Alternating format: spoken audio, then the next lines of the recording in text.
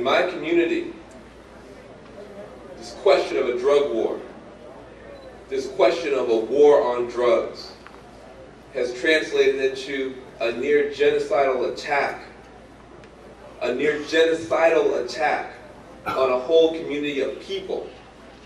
And we have bodies laying in the streets of San Francisco, Oakland, Richmond, San Jose, of black men, Latino men, Filipino men who have been gunned down, shot down in the streets in the name of the drug war.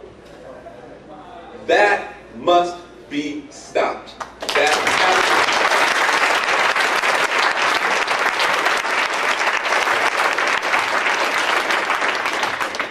to. I want to tell you the story of Squeegee Hangston, a young man who grew up here in San Francisco, who committed the heinous crime of riding his bicycle through a park in which some young men, African American, were selling marijuana.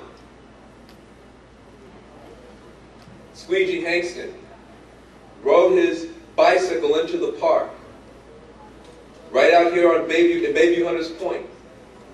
He rode his bike into one end of the park as the police were coming into the other end. In the confusion to arrest two African American men who were selling marijuana, a police officer pulled out his weapon, thought Squeegee, who saw the confusion and was trying to pedal away, might be a drug dealer, and decided to use his pistol as a billy club to stop Squeegee from bicycling away, and blew Squeegee's brains all over his best friend in a crowded park in public daylight and murdered him. I want to talk to you about Sheila DeToy, young 17-year-old, May 13th, 1998, who committed the heinous crime of getting into a car with two young men, two Latinos, so one Latino boy and one African American boy. The Latino boy was wanted for the horrendous crime of having sold marijuana, and he had bench warranted. In other words, he missed a court date. Unfortunately, on May 13, 1998, the Federal Bureau of Investigations and the San Francisco Police Department were involved in practicing their joint task force activities. Called up the name of this young Latino boy who had bench warranted and made the decision that they were going to go arrest this young man with about 20 officers. As Sheila got into the car and these young men began to drive away from the apartment building, an unmarked white van pulled up, blocking their exit, and from the van came a man wearing plain clothes with a gun pointed at the car. Had you been driving that car, what would you do? Gun it, run it over, get away. That's exactly what these young people did. Trying to save their lives, they backed up and tried to gun it past this plainclothes man, pulling out a gun, jumping out of an unmarked van. Unfortunately, the person with the gun was Officer Gregory Breslin, who, if you lived in the African American community here, would know is the officer known as TikTok. That's his street name is TikTok. That's how violent his temper is. And he opened fire on the car. He fired into the side of the car as the car went past him. The driver hugged the steering wheel. The bullet whizzed past the driver's head and struck Sheila DeToy in the head, killing her.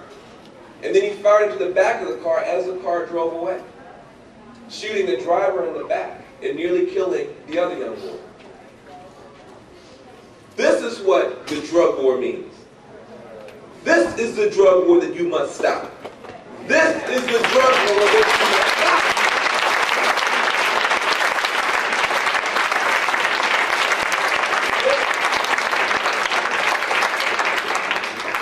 You have taken a stand for your own freedom, and I applaud you for it. There is much more at stake than just your individual freedom and your individual rights. The government's attack on your freedom and your rights is a part of a broader attack, a violent attack, a vicious attack, a genocidal attack, and we can't stop it by ourselves. We have done everything that we can to stop it and to expose it and to oppose it, and we need your help. And you need our help. Because as long as African American preachers and Latino priests continue to side with the government against the people on the question of prohibition, you will be unsuccessful in your efforts. Do not forget that California is now only 48% white, according to the government. That's according to the government. If the government says that it's only 48% white, it's probably more like 40% white.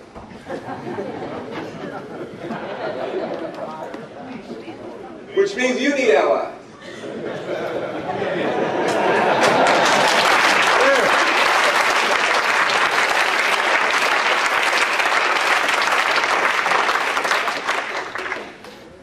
In closing, I want to challenge you. I'm not going to kiss your ass just because you are young people standing up. That's your duty, to stand up. That is your responsibility. I'm proud to see the effort, but I'm not going to kiss your ass. What I will say is this. If you are able, in your efforts, to end the prohibition, you will have done a great thing. You will have taken one fang out of the mouth of a violent beast that has been oppressing and murdering and killing for 400 years on these shores. You will have done a great thing. But if that is all that you do as a generation, you will have fallen short of your potential. End the prohibition against drug use in this country. End the prohibition against drug use in this country. But do more than that. End the prohibition against good jobs in my community. End the prohibition against good schools in communities you don't ever visit.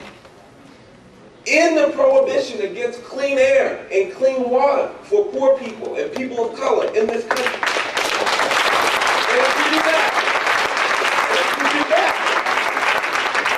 then you will have earned the title of truly the greatest generation. Thank you very much.